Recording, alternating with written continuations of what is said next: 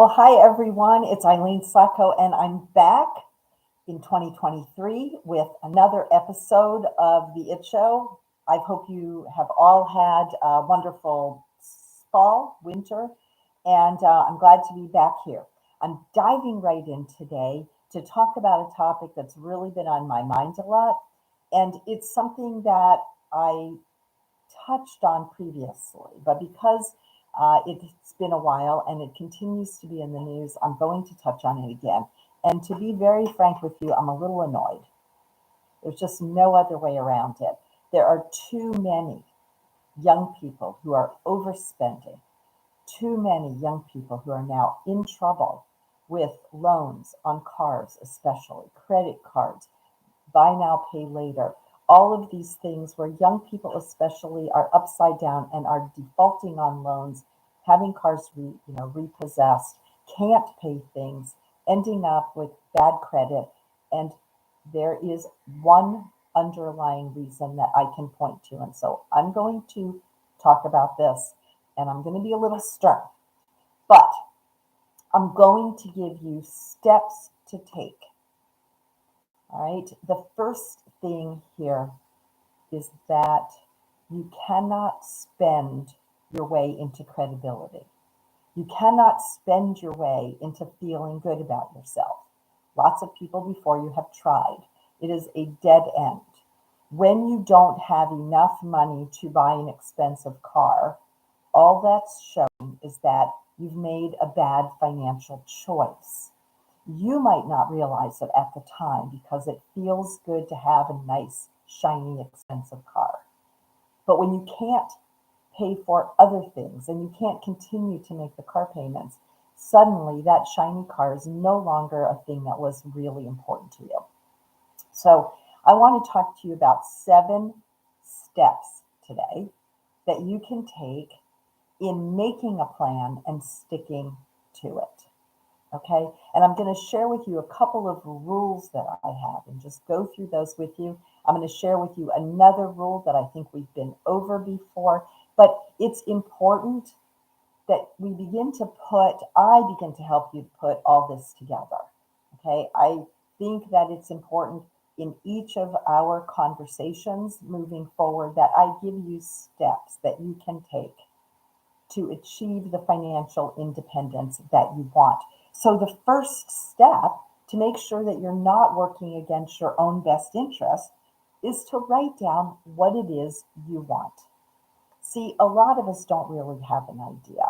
When we're young, our, our, our thinking is not fine tuned. So, it might be, I want to be happy, I want to be rich, I want to be successful.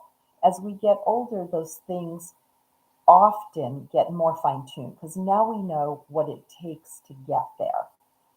But I am suggesting to you that you stop and write down at least some things that are important to you, some things that you want out of life.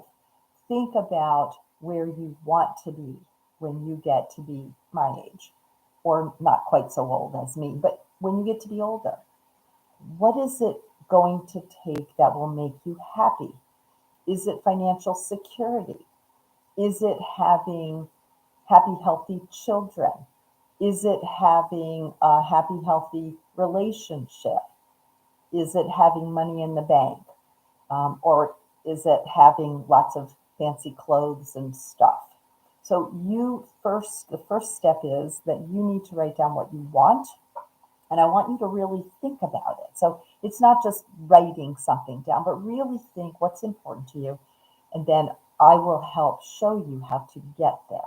But we can't play the game without having goalposts. So I'm using the football analogy here because, in fact, 2 people recently, well known football names, have been in the news talking about financial security and how other people make silly decisions and what's led them to make different or better decisions in the case of Ocho Cinco in particular. So Chad Ochocinco and Terrell Owens both have been in the news recently talking about what they've done with all of the millions and millions of dollars that they've earned. Now, you might think that someone earning millions of dollars a year wouldn't have any trouble at all buying everything that they want and having the life that they want, but they also often end up or can, many names I could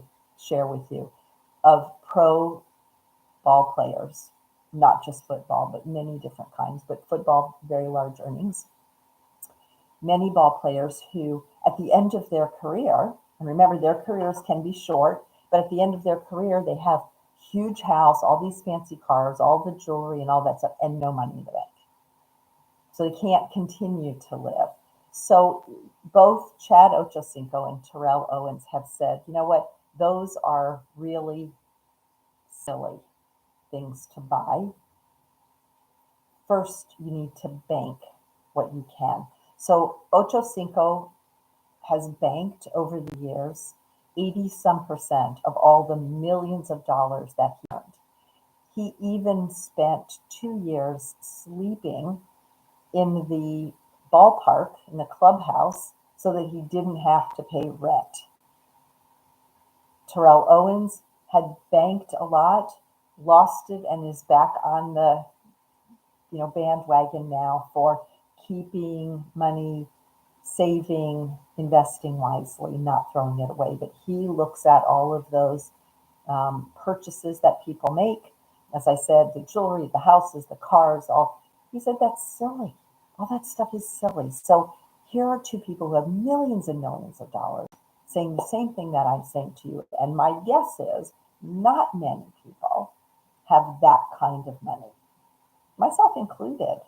It's just very few people are earning multiple tens of millions of dollars a year. But even those people are saying, don't make silly, bad, quick, rash, let me prove to you how much I'm worth decisions.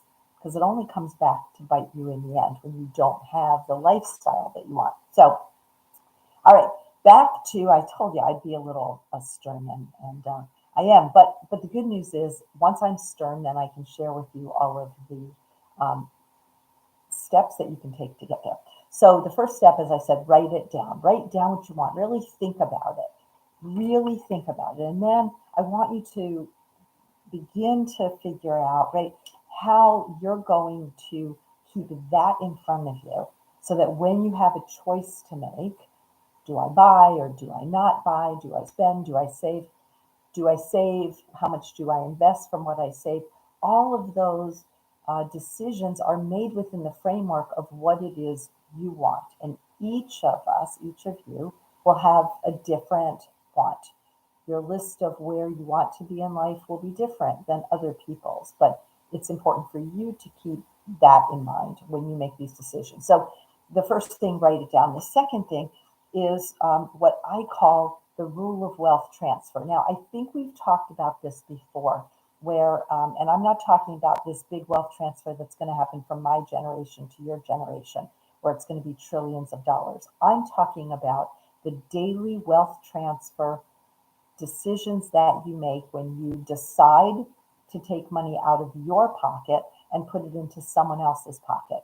So whether it's buying food at the grocery store, which of course we all need to eat, buying food at the grocery store, buying a fancy car, all of those things are wealth transfer. Now, some of those things are necessary, but not all of them are. And so when you are going to make a purchasing decision, I want you to think about it in terms of whose pocket do you want that money in more? Your pocket or the shopkeepers, the store owners, the car dealership, the furrier, the jeweler? Whose pocket do you want your money in more? Their pocket or your pocket? That's the wealth transfer I'm talking about here. So that's number one, is to begin to think in terms of every purchase you make, wealth transfer, your pocket or someone else's, okay? Because again, having all the stuff doesn't prove that you're worth all that money. It really sometimes only proves that you have made bad financial decisions. So I want you to start making better financial decisions. And so Think about wealth transfer. That's number 2. Number 3, I want you to think about the law of proportionality. Now, the law of proportionality says that if you are earning $15 an hour, $50 an hour, 200, it doesn't matter how much you earn. When you think about how much you earn, then think about how much the item that you want to buy costs, not in terms of dollars, but in terms of how many hours do you have to work to buy that thing. And when you think about it in terms of the law of proportionality, it becomes a little more clear that some of these purchases are just silly. You have to work. I was reading a story not too long ago, a week or so ago, about a young boy, high schooler, who ruined someone else's shoes, and the parents wanted this young boy to replace the shoes. They were like $700 or $800 sneakers that this other high school boy wore to school. That's ridiculous. How many hours does it cost, or does it take, for you to afford that? If it takes a week of working to afford a pair of shoes, that's ridiculous. I don't care who you are. That's a bad purchase. Shoes are shoes, cars are cars. They get you from one place to the other. The shoes cover your feet. I love shoes. I love all the stuff. But when you are trying to get ahead, when you are trying to get yourself on the right path financially, these are the kinds of decisions you make. So the law of proportionality, again, you write down what you want, you think about everything that you buy in terms of wealth transfer, your pocket or someone else's pocket, and then add the law of proportionality. Now you're thinking, well, I don't mind if my money's in their pocket. I want that, whatever that is. So now think about, wait, how many hours do I have to work to buy that? And I'm not giving you a hard and fast number. I'm not saying 2 hours is the max or 40 hours is the max. I'm saying think about all the work that you've done to buy one item. Is that really how you want to spend your money? So that's the 3rd step, okay? The 4th step, and I know we've talked about this in the past too, the 4th step is called the Rule of 72. Now, the Rule of 72 is the only actual math in this. It's very simple. So I'm going to ask you to write it down and play around with it yourself. The Rule of 72 will tell you approximately in how long it takes for your money to double. So you're listening to this and you're saying, okay, Eileen, so I've written down my plan. I'm saving money. I'm thinking about whose pocket I wanted, my money in. I'm not willing to spend a week's worth of wages on a purse or a pair of shoes or whatever it is. But what am I going to do with that money? How does that help me in the future? So the Rule of 72 says, if you divide 72 by your presumed interest rate. So I'm going to use 2%. Interest rates have come up a little bit. They were very low for several years now with inflation and the Fed raising rates, trying to tamp down inflation. We have higher rates. So 2% on a money market savings account, you can get that. So let's use 2%. I'll give you an example. 72 divided by 2 gives you 36. What that 36 means is that money that you have today, if it's invested at 2%, it will take you 36 years to double.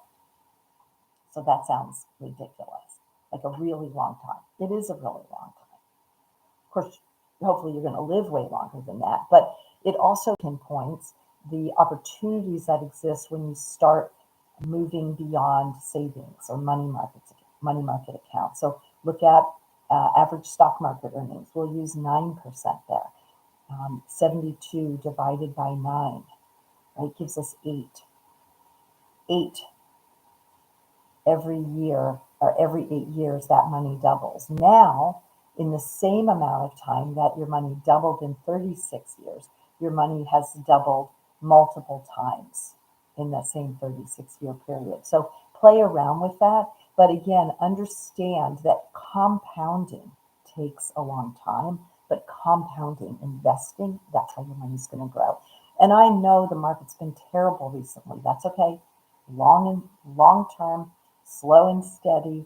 is where we're going with this, okay? Because you never know until you turn around in the rearview mirror and go, oh, it was lower last week. So we're going to just do low, steady, long term, not making any waves, not worrying about what's happening in the market, buying more when the market's down, buying fewer shares when the market's up.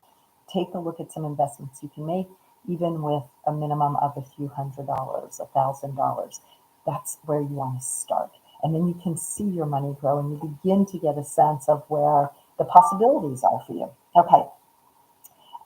The fifth thing, so now you've done a plan, you've thought about wealth transfer, you thought about the law of proportionality, you've calculated versus the rule of 72 about how quickly that money can grow. So you're beginning to see there's light at the end of the tunnel. Now what I want you to do is to be very mindful about making new habits.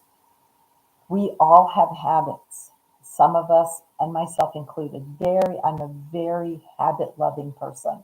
I get up at the same time every morning. I have the same morning routine. It's pretty boring, but it saves me from having to wonder about what I'm going to do next, right? I like things that are regular and that repeat and that I know what I'm doing. So for me, those habits are good. We all have habits. Some of our habits, not so good. So I'm going to ask you to be mindful now, taking all this into account. Be mindful as you move forward about making new habits. How do you think about money? What's the value of money to you? Is it to buy stuff today, or is it to have for future security and buying a house and doing whatever you want in, long term? Okay. And I realize that's very hard sometimes to think long term. So I want to give you the steps, as I said before, because I don't want to see you continue to waste money, right? All right, so I'm looking at my little list here. So just so I know that I'm keeping you on track. All right, the next step is, again, we're thinking about new habits here. So the next step is to keep a list, okay? So before when you're putting all this together, you're making some new habits, you want to be very mindful about your spending. So I want you to keep a list of the things that you really want. And you can put anything on that list. I'm not talking about food, utilities, but I'm talking about other stuff. And it could be big stuff like a house. It could be little stuff like those really cool shoes I just saw at the mall when I walked yesterday. So those are the things that are going to go on your list. But you're going to keep a list as opposed to buying when you see it. Okay, so that's the next step. That's the sixth step. The seventh step, and this is a key step. So you've taken all this into account. You've made a list, a wealth transfer, law of proportionality, rule of 72. You created some new habits. So you're mindful of your new habits. You're mindful of your old habits and trying to make new habits. You've made a list of what you want. Now, the last thing is when you go into the store to actually buy something, again, one of these non-essentials, I want you to walk out, not with the stuff, not without paying, but walk out, and then I want you to wait 2 days. I want you to wait 48 hours. I want you to wait. And let me tell you what will happen with these last two steps. The things on your list will change. The more you start looking at your list, the more you have to now assess, well, I can't buy this and that. I can't buy all 5 of these things and these 3 things additionally. So which can I take off my list? So your list will start narrowing down because you have to make decisions. That's good. The next step, where you walk into the store, find whatever it is you love, and then leave without buying it, will force you in those next 2 days to really think about, not just on a list, now I've seen it, now I go back to my list, I'm looking again, do I really want that? Do I really want to spend my money that way? Many times you will find things disappear from your list. Many times you will find after 48 hours you decide, I don't really need to buy that. So my goal with all of these episodes and all of the information I try and share is to help you as a young woman, because again, the show is directed towards young women to help you understand money. My goal is to help you develop the right skills and attitude about money early in life. There are many people that get to my age without being financially secure. And that's tough. So I don't want that to happen to you. I want you to take steps now to ensure that you have a good financial future. So that's been my words of wisdom. Those are my words of wisdom for you today. I hope that I wasn't too stern, but that's what you tune in for. It's a little bit of tough love for me to tell you how it really is with money. I hope you all have a good week.